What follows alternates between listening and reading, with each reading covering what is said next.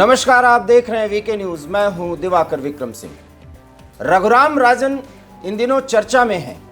चर्चा में इसलिए क्योंकि वो ऐसे बयान दे रहे हैं, वो भी एक जाने माने इकोनॉमिस्ट की तरह वो बोल नहीं रहे हैं, एक राजनीतिक पार्टी के नेता की तरह बयान दे रहे हैं, लेकिन बयान भी अनर्गल और अनाप शनाप, जिसके पीछे कोई तर्क नहीं है। कुछ राजनीतिक मुद्दों पर भी वो बोल रहे हैं।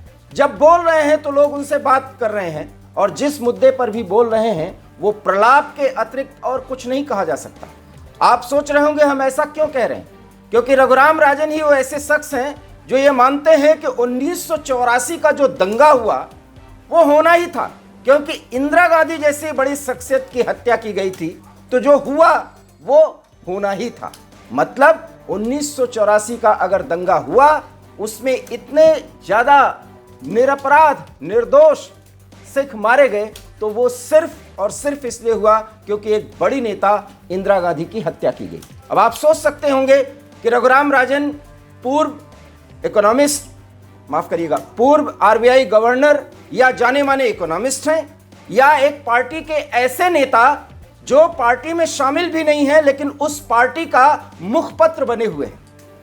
हम ऐसा क्यों कह रहे हैं ये भी हम आपको बता दें, क्योंकि 5 राज्यों के चुनाव के बाद जिस तरीके से तेलंगाना में रेवंत रेड्डी के नेतृत्व में सरकार बनी है, रेवंत रेड्डी से भी उन्होंने मुलाकात की है, और तेलंगाना की माली हालत को सुधारने का भी वो कोई नुस्खा वर्तमान मुख्यमंत्री को बता सकते हैं।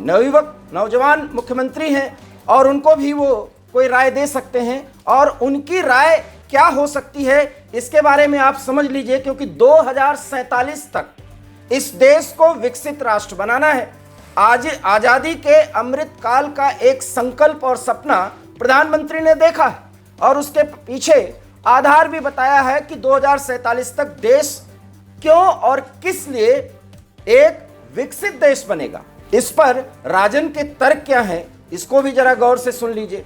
उनका मानना है कि $2500 भारतीयों की आमदनी है इस समय, एक वर्ष के हिसाब से अगर देखा जाए, और उससे भी कम वो बता रहे हैं, और कह रहे हैं कि 2047 तक अगर यही रहा तो मॉल न्यूट्रिशन की समस्या झेल रहा ये हिंदुस्तान उस समय बूढ़ा हो जाएगा।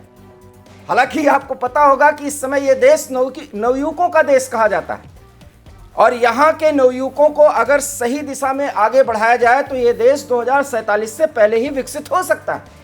लेकिन उसमें भी रघुराम राजन का ये तर्क आपको कैसा लग रहा होगा, ये जरा समझिए और सुनिए ध्यान से कि वो कह क्या रहे हैं। वो यही कह रहे हैं कि 2047 तक ये देश विकसित हो ही नहीं सकता, क्योंकि जो आधार प्रधानमंत्री नरेंद्र मोदी ने बताया है वो देश को भ्रमित करने वाला है। मतलब अगर आमदनी बढ़ेगी तो ये देश विकसित बनेगा या नहीं, इस पर उन्होंने कुछ नहीं बताया।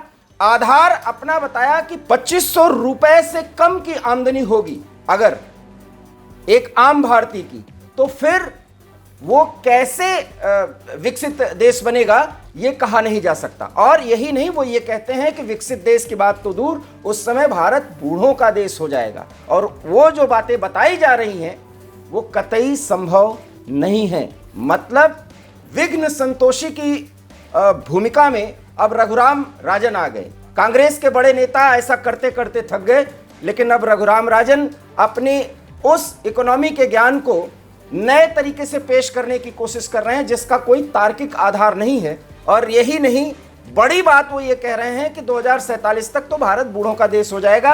कैसे इतनी आमदनी को भारत प्राप्त कर पाएगा? अब यही सवाल है कि वो इस पर ही सवाल उठा रहे हैं कि ऐसा भारत कर ही नहीं पाएगा।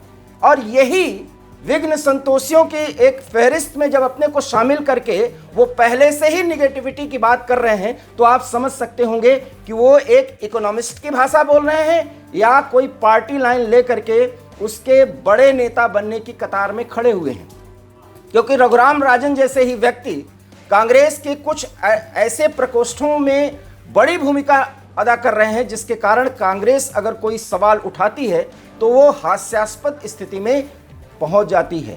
बहरहाल इंदिरा गांधी की हत्या के संदर्भ में उन्होंने जब बयान दिया वो भी हमने आपको बताया, और देश 2047 तक क्यों विकसित नहीं हो पाएगा, उस पर एक अनर्गल प्रलाप किया। जो कारण उन्होंने दिया वो कितना हास्यास्पद है ये हमने आपको बताया। इस पर अपनी टिप्पणी दीजिए। आगे भी हम रघुराम राजन के कुछ और बयानों पर चर्चा करेंगे, लेकिन फिलहाल ये देश 2047 तक विकसित नहीं हो पाएगा, ये रघुराम राजन का चैलेंज है, ऐलान है।